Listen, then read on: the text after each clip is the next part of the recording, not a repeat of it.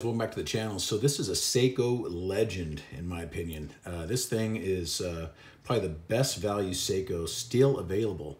I know they've been discontinued in recent months, but I believe you can still find them. You can pick them up. I looked around anywhere between $250 to $350, somewhere in that range. You may think it's a lot of money for this watch. I think that it's a very good value for what you get. Okay, it's got a tried and true movement. It's got a great design, been around forever. I believe they came out with these in the 90s, early 90s, somewhere right around there, early to mid 90s. But it's been a classic for me. I've always loved this watch.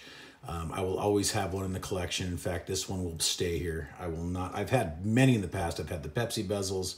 I've had, this bezel, but I've had, the orange dial. I've had a lot of different variants, and I think this is my favorite variant right here. This is the Skx007. This is the J1.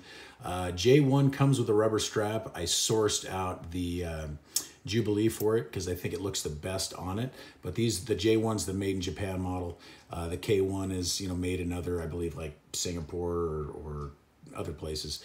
But they're very similar. The J1 will stay 21 joules down there. The other one won't. They are ISO rated 200 meter divers. The dimensions, let's get the dimensions out of the way. 42.5 millimeters from side to side. It's 46 millimeter lug to lug. Okay, and 22 millimeter lug opening. The thickness isn't all that bad at 13.25 millimeters thick. It's going to wear very well on the wrist. Let me put it on my wrist. I'll show you. 7.5 inch wrist. The Jubilee just drapes. I know it's not a real high-end bracelet. They're pin and call, or actually just push pin for the links. Not folded like some of the older style, but very comfortable. I just love the way it fits the wrist. Very comfortable to wear. I can't stress that enough. And for the money, for what you're spending on it, I think it's just a great alternative for, to other watches. If you're just getting into the watch game, this is something to get into. People that collect high-end watches, low-end watches, everyone knows the SKX. So this is, like, in my opinion, a must-have for watch collectors, okay? Also, what's really cool about this, it's running the 7S26 movement, which is not hacking, okay, and not hand winding, but it has that magic lever system that Seiko uses, which it is very efficient in its winding. It's a 40-hour power reserve. It's a tried and true movement, been around for ages. 21 joules, 21,600 vibrations per hour, very well proven and robust. So this thing will take a beating. You got your day and date window there at the 3 o'clock. It's a matte dial. Excuse me. It's a matte dial and beautiful handset. It's just the perfect watch. 120 click bezel. Let me clear my throat. I apologize. Perfect. Look at that. Lines up perfectly. And it's got very good knurling there on that bezel. And it's brushed up on the top, polished on the sides. Screw down crown. It's got some big crown guards here, and sometimes it makes it a little difficult to work, but once you get it, you're fine.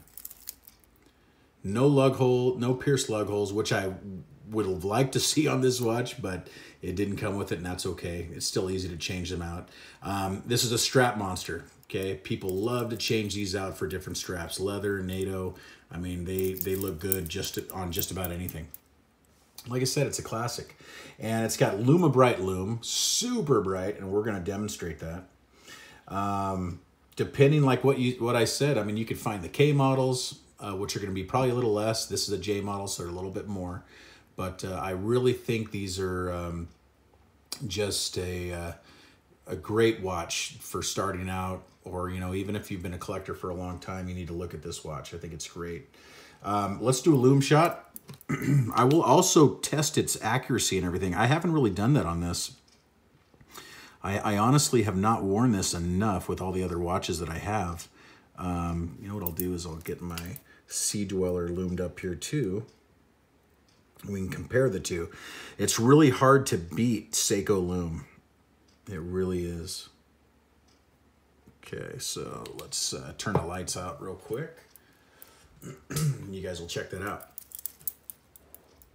This is probably one of my favorite Seikos, but there it is up against a Rolex Sea Dweller. But look how bright that is.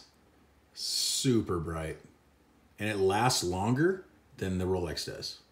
Okay. So Lume Bright, I mean, Seiko has one of the best looms in the business. They really do.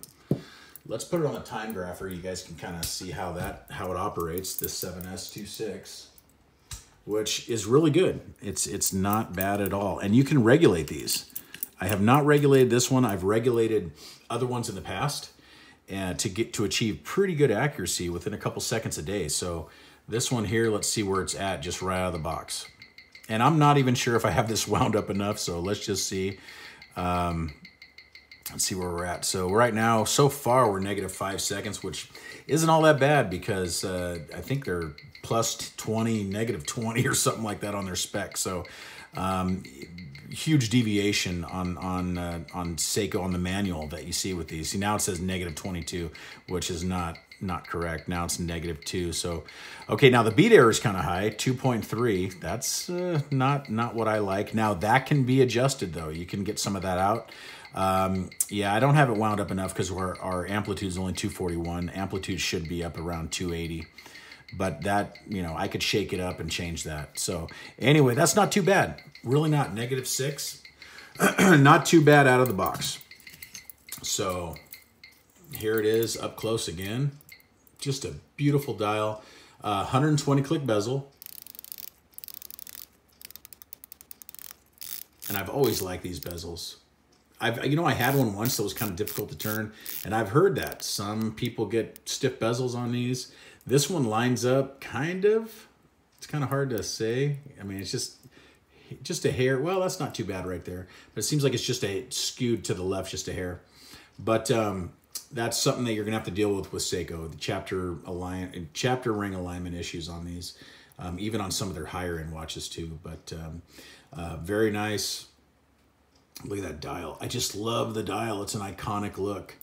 I mean, just like the 6105 Seikos, the old 62 Moss, the Turtles. I mean, the SKX deserves the iconic status as those watches as well. I think they are just amazing. Just one of the best out there for Seiko. Really is. Anyway, there you have it, guys. This is the Seiko SKX, and a legend in my mind. Thank you so much. You guys take care, and we'll see you in the next one. Thank you. Bye-bye.